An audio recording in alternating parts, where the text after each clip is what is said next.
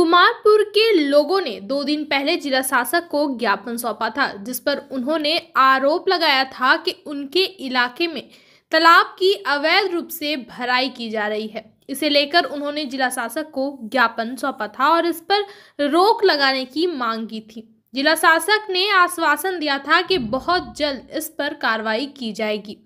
जिला शासक के आश्वासन पर तुरंत कार्रवाई की गई और प्रशासन की एक उच्च स्तरीय टीम ने कुमारपुर का दौरा किया। इस पर स्थानीय लोगों ने कहा कि जिला शासक के आश्वासन के बाद इतनी जल्दी कार्रवाई की गई, उससे वह बेहद खुश है। एक अधिकारी ने बताया कि सरकारी रिकॉर्ड के अनुसार यहां पर तालाब है और उसको भरने की कोशिश की जा रही है। उन्होंने आश्वासन दिया कि नियम के अनुसार कार्रवाई की जाएगी। সালানপুর ব্লকে যে বাড়িতে ভারতের প্রাক্তন রাষ্ট্রপতি ডক্টর এপিজে আব্দুল কালামের নামাঙ্কিত একটি আধুনিক সুন্দর দুতলা লাইব্রেরির উদ্বোধন করলেন বারাবণী বিধায়ক তথা মেয়র বিধান উপাধ্যায়। এই লাইব্রেরিটি শেখ ওয়াসিম এবং তার সহকর্মীদের একান্ত প্রচেষ্টায় জ্ঞান মঞ্জুরি চ্যারিটেবল এডুকেশনাল সোসাইটি এই লাইব্রেরি গড়ে তুলেছে, যেখানে বিনামূল্যে মোবাইল ইন্টারনেট সেবা, অনলাইন ক্লাস, অফলাইন ক্লাস, বাচ্চাদের জন্য বিনামূল্যে কম্পিউটার প্রশিক্ষণ সহ উন্নত মানের লাইব্রেরি, ডিজিটাল লাইব্রেরি থাকবে। এদিন বিধায়ক তথা মেয়র বিধান উপাধ্যায় ধন্যবাদ জানান উদ্যোক্তাদের। তিনি বলেন, এত সুন্দর একটা উদ্যোগ গ্রামাঞ্চল ভেবে খুশি লাগছে, কারণ যেসব ছাত্রছাত্রীরা অর্থের অভাবে পড়াশোনা করতে পারছিল না, তারা এবার বিনামূল্যে এই লাইব্রেরিতে প্রশিক্ষণ পাবে। তাছাড়া এই লাইব্রেরির উদ্যোক্তা শেখ ওয়াসিম বলেন, মেম্বারশিপ নিয়ে এই অঞ্চলের মানুষরা অফলাইন অনলাইন সহ উন্নত মানের বই পড়তে পারবে। তাছাড়া বাচ্চারা বিনামূল্যে কম্পিউটার প্রশিক্ষণও পাবেন। তিনি আরও বলেন, গ্রামাঞ্চলের ছাত্রছাত্রীরা উন্নত মানের শিক্ষা পেয়ে নিজেদের ভবিষ্যৎ উজ্জ্বল করুক, এটাই তাদের কামনা। তাছাড়া এই দিন উপস্থিত ছিলেন জেলা পরিষদ কর্মাধ্যক্ষ মোহাম্মদ আরমান, সালানপুর ব্লক তৃণমূল কংগ্রেসের সহসভাপতি ভোলা সিং, ব্লকের যুব তৃণমূল কংগ্রেসের সভাপতি সচিন নাগ সহ আরও অনেকে। ভিন্ন রাজ্যে আলু রপ্তানিতে রাশ টানল পুলিশ প্রশাসন। আসানসোলে কুলটির বাংলা ঝাড়খণ্ড সীমানার ডুবডিহি চেকপোস্টে আলু বোঝাই লরি আটকালো পুলিশ। লরিগুলোকে পুনরায় ফিরিয়ে দেওয়া হচ্ছে। কুলটি ট্রাফিক গার্ড পুলিশ ও চৌরঙ্গি ফাঁড়ি পুলিশ সহ পুলিশের উপস্থিতিতে চলছে নজরদারি। লরি থামিয়ে কাগজপত্র খতিয়ে দেখা হচ্ছে, একই সাথে তিরপল খুলেও দেখা হচ্ছে। আলু বোঝাই থাকলে পুনরায় রাজ্যে ফিরিয়ে দেওয়া হচ্ছে আলু বোঝাই লরি। আলু বোঝাই লরি যেন রাজ্যের বাইরে যেতে না পারে, পুলিশের কড়া নজরদারি রয়েছে। আর এর ফলে 19 নম্বর জাতীয় সড়কে দাঁড়িয়ে রয়েছে আলু বোঝাই লরি। কেউ 3 দিন 4 দিন থেকে দাঁড়িয়ে রয়েছে বলে জানান আলু বোঝাই লরি। আর এর ফলে সমস্যায় পড়েছেন ট্রাকের চালকরা।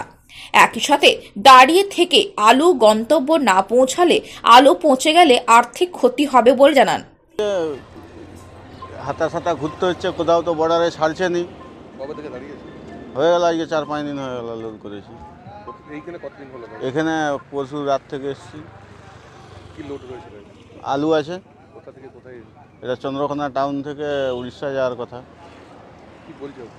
ও ছাড়বে নি, কোনো দিকেই ছাড়ছে নি, তো কোনো দিকেই ছাড়ছে না। আলু তো খারাপ হয়ে যাবে, নিজেদেরও অবস্থা খারাপ এই ঠান্ডার মধ্যে। তারপরে এবার যত দিন যাচ্ছে পয়সারও সমস্যা হচ্ছে, খাওয়া দাওয়ার সমস্যা হচ্ছে। কখনো বলছে ওদিকে ছাড়বে ওদিকে যাও, কখনো বলছে এদিকে ছাড়বে ওদিকে যাও, এইভাবে গাড়ি থাকতে হচ্ছে। তো গাড়ি এখানে আমরা পরশু রাত্রে এসেছি। প্রশাসন ওরা একটি কথাই বলছে, আমরা টাকা পয়সা কিছুই নেবো নি, তোমরা মাল যেখান থেকে লোড করে এসছো সেখানে চলে যাও, ফিরে আবার। কতটা অসুবিধার মধ্যে পড়ছো?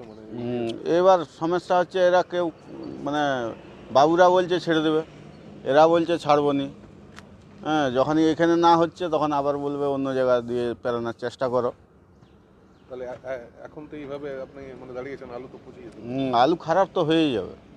আর আগের বারেও যখন ওরকম হয়েছিল তখন 5-7 দিন কেটে গেল, 7 দিন কেটে গেল।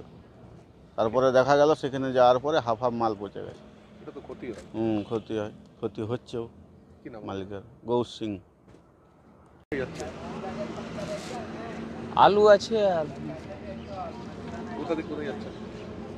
মেদিনীপুর থেকে ঝাড়খণ্ড যাবে। কি হয়েছে? আলু গাড়ি ছাড়ছে না, আর কি হবে? কি বলছে প্রশাসন? হ্যাঁ, ছাড়ছে না, যেতে দেবে না আলু। কখন থেকে দাঁড়িয়ে আছে? পরশু থেকে দাঁড়িয়ে আছে।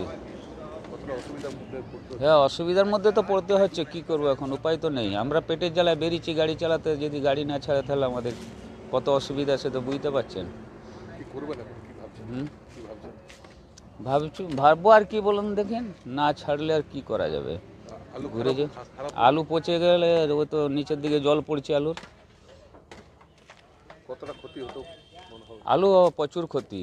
আলু না ছাড়লে আলু তো সব পচে যাবে, গাড়ি গাড়ি আলু সব পচে যাবে, না মানুষে খেতে পাবে আর না পচে যাবে। কদিন হয়ে গেল দাদা? হয়ে গেল 5-7 দিন হয়ে গেল আলু। আপনি দাঁড়িয়ে কবে থেকে আছেন?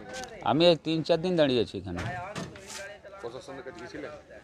গিয়েছিলাম ওখানে, পেরাবার জন্য গিয়েছিলাম, ছাড়েনি তো, যে ওখানে যে খালি করো। কেন?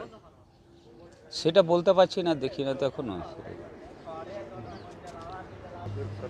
না না, কিছু যোগাযোগ করেনি।